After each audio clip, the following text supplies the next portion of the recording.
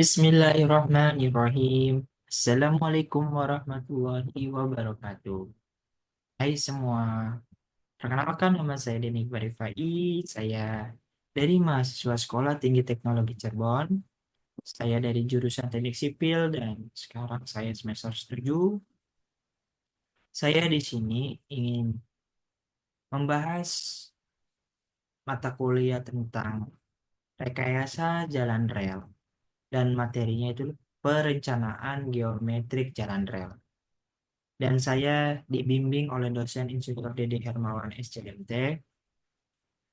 Baik, saya mulai saja. Perencanaan geometrik jalan rel itu memiliki uh, tujuan instruksional ada dua, ada umum dan khusus. Kemudian ada definisi dan kriteria perencanaan geometrik jalan rel, yaitu ada fungsi jalan rel, ada keselamatan, ada ekonomi dan aspek lingkungan. Itu adalah kriteria perencanaan alinemen yang baik mempertimbangkan beberapa faktor. Kemudian ada ketentuan umum perencanaan geometrik jalan rel. Ada standar jalan rel, ada kecepatan dan beban gandar. Kecepatan dan beban gandar ini ada beberapa tipe, yaitu kecepatan bencana, ya kan, ada kecepatan maksimum, ada kecepatan operasional. Kalau kecepatan rencana ini ada rumusnya. Kemudian ada kecepatan komersial, kemudian ada daya angkut lintas. Daya angkut lintas itu disimbolkan dengan T dan ini rumusnya teman-teman. Terus kemudian ada ruang bebas dan ruang bangun. Apa sih definisi ruang bebas? Apa ruang bangun? Kalau ruang bebas di atas sepur yang senilai harus bebas dari skala rintangan. Kalau ruang bangun di sisi sepur yang senilai harus bebas dari skala bangunan. Terus ada untuk jalur tunggal, ya kan. Kemudian eh, lanjut lagi, ada untuk kereta listrik, ada untuk petaka emas, ada untuk jalur ganda. Kemudian kita ke alinyemen horizontal. Ada lengkungan lingkaran ini ada dua kondisi yang diizinkan, yaitu gaya sentrifugal diimbangi sepenuhnya oleh gaya berat. Bersamaan dasarnya itu gaya berat sama dengan gaya sentrifugal. Nah ini gambarnya teman-teman. Kemudian ini rumusnya. Lalu ada lagi namanya gaya sentrifugal diimbangi oleh gaya berat dan daya dukung komponen jalan rel. Persamaan dasarnya gaya berat ditambah komponen rel sama dengan gaya sentrifugal. Ini gambarnya teman-teman.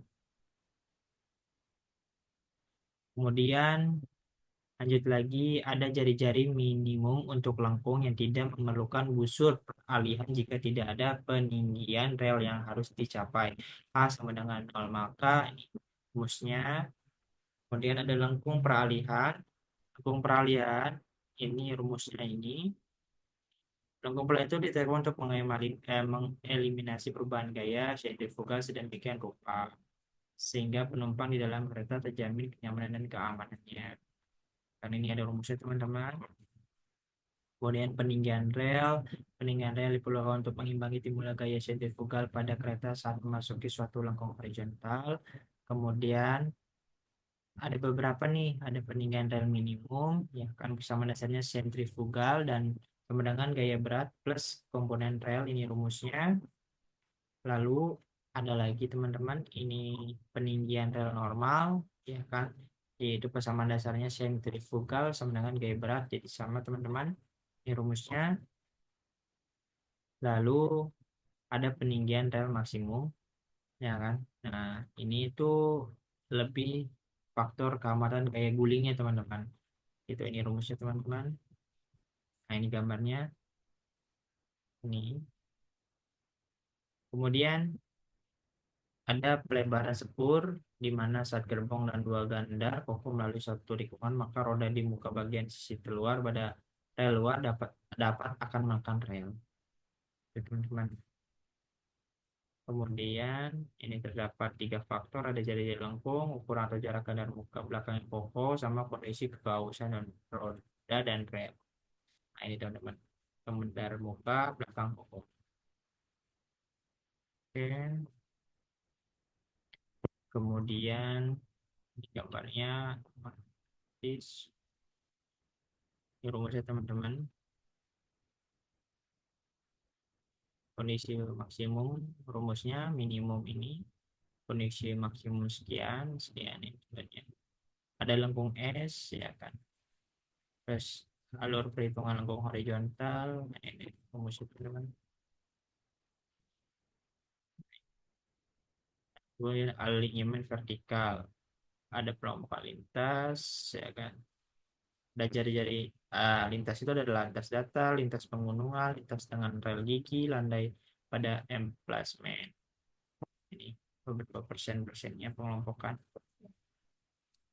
Terus ada jari minim melengkung teman-teman.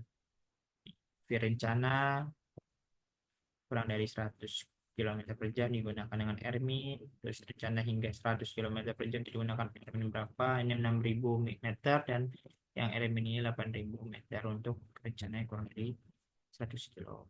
Terus letak titik lengkung dan jarak maksimum proyeksi titik sumbu ke lingkungan vertikal. Ini rumus lengkungnya. Nah, seperti itu. Ini. Kemudian ada landai curam, ya kan? Landai curam. Ini. Kemudian ini contoh soalnya, teman. Contoh soal ini kan data lalu lintasnya, ya kan? Lalu kita jawab dengan perhitungan kelas jalan, ya kan? Kita hitung semua dikalikan, totalkan, terus kemudian tonase lokomotifnya juga dikalikan, totalkan. Nanti di hasil dari perhitungan tonase kereta penumpang hariannya berapa ditambah 1,4 itu dari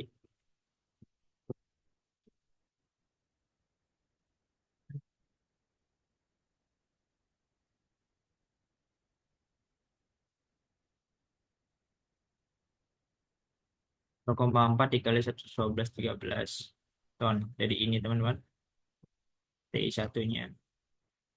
Nah, kan. Kemudian hasilnya sekian. Ada perhitungan kecepatan operasi. Ini rumusnya teman-teman.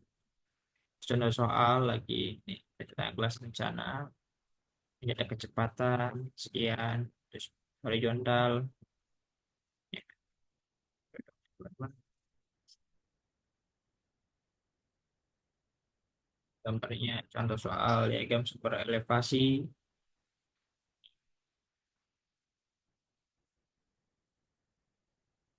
Soal lagi pelebaran sepur, perencanaan alignment vertikal. Teman-teman, berarti untuk perencanaan geometri ini seperti ini teman-teman. Mungkin dari saya itu saja penjelasan dan penyampaiannya.